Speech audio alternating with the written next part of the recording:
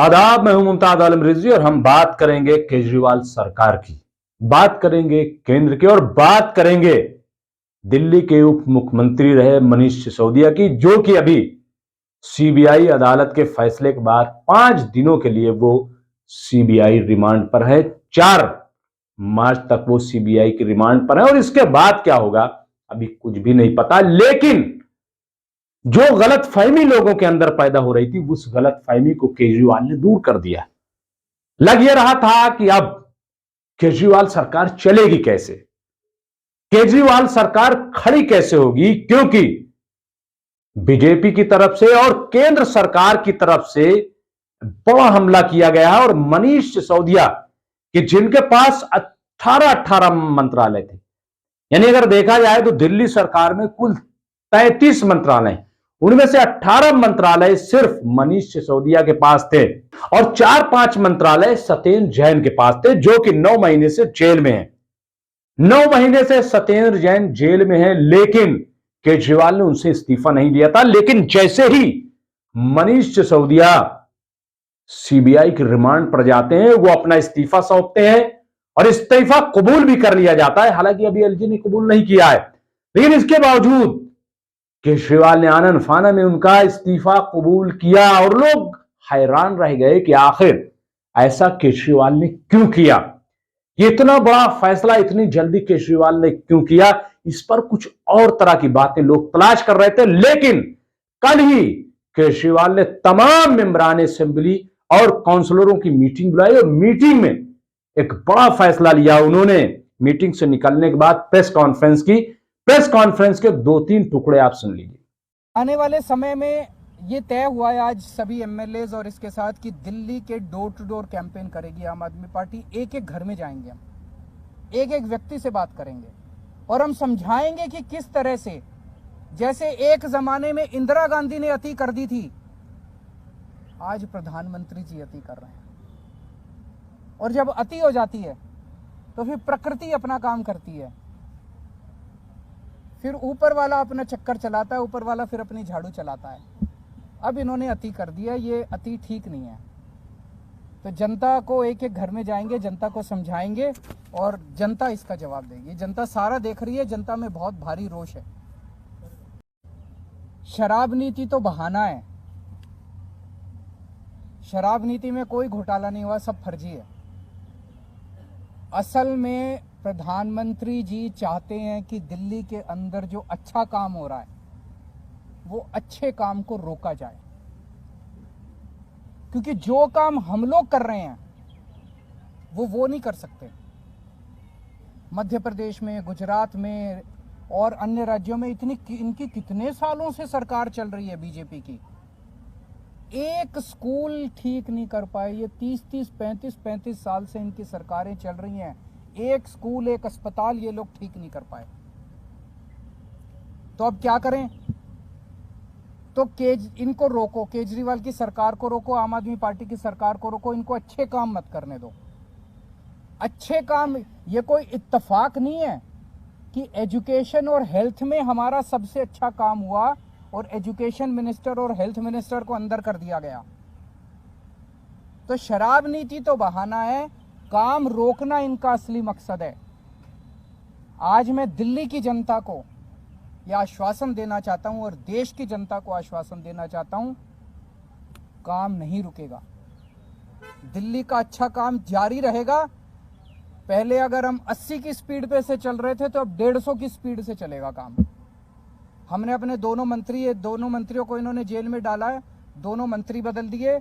आतिशी जी और सौरभ भारद्वाज दोनों शानदार लोग हैं, प्रोफेशनल लोग हैं, पढ़े लिखे लोग हैं, अच्छी एजुकेशन वाले लोग हैं, ये दोनों अब संभालेंगे। जो अच्छा काम सिसोदिया जी और जैन साहब कर रहे थे, वो अच्छा काम अब ये दुगनी गति के साथ चलेगा। किसी हालत में हम काम को रुकने नहीं देंगे। तो देखा आपने, केजरीवाल ने कहा कि अगर सरकार ये समझती है कि हम कमजोर हो गए हैं और मोदी सरकार या हमारे प्रधानमंत्री ये समझ रहे हैं कि वो दिल्ली सरकार के काम को रोक देंगे, तो ऐसा हरगिज नहीं होगा।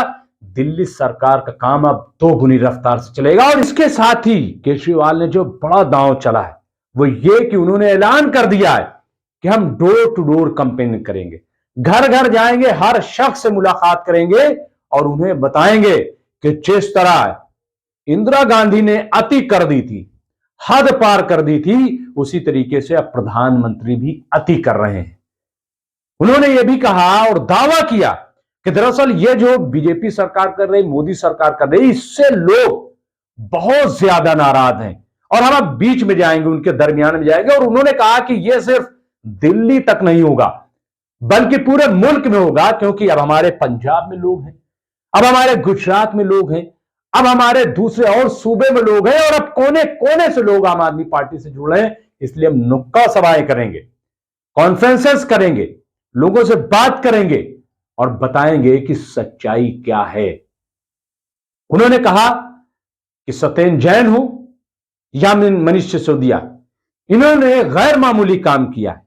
सत्येंद्र जैन ने सेहत के मामले में यानी स्वास्थ्य के मामले में गैर मामूली अपनी खिदमत अंजाम दी और इसी तरीके से तालीम के मामले में, एजुकेशन के मामले में सिसोदिया ने बहुत बड़ा काम किया। और इसके साथ ही आप देखिए कि केजरीवाल ने यह भी ऐलान कर दिया कि अगली मर्तबा किसको जिम्मेदारी मिलेगी।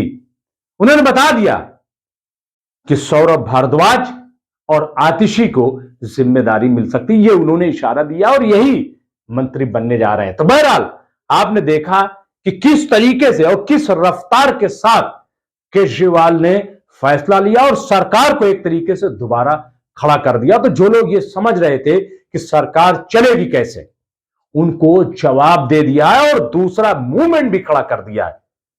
और इसका फायदा जाहिर है कि केजरीवाल 2024 में लेना चाहेंगे। केजरीवाल ने कहा कि हम आंधी हैं, आम आदमी पार्टी अब आंधी बन गई है और आंधी को कोई रोक नहीं सकता है। तो बहरहाल जहां मोदी सरकार ये समझ रही थी कि हम सिसोदिया को गिरफ्तार करके अवाम में मैसेज देंगे कि देखो, जो कह रहे थे खुद को कि कट्टर ईमानदार, वो सबसे बड़े बेईमान निकले। लेकिन केजरीवाल ने इस पर भी बड़ी वजाहत कर दी है, कहा कि मैं बताता हूं कि शराब पॉलिसी घोटाला है क्या, बहुत आसान जबान में मैं बताता हूं। और यह कह के केजरीवाल ने समझाया, कहा कि देखिए, शराब पॉलिसी में मनीष सिसोदिया के घर पर रेड डाली गई और डिबेट में बीजेपी बार बार यह कहती रही कि दुकान यानी शराब की दुकान को देने में इन्होंने पैसे खाए। कभी कहा 100 करोड़ खाए, कभी कहा 1000 करोड़ खाए और कभी कहा कि 10,000 करोड़ खाए।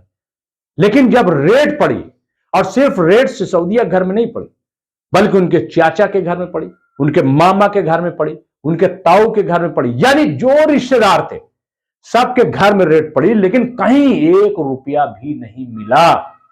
तो सवाल यह है कि अगर मनीष सिसोदिया बेईमान होते, उन्होंने पैसे खाए होते 1000 करोड़ 10,000 करोड़, तो कम से कम घर में 50,000 10,000 20,000 कुछ तो मिलता।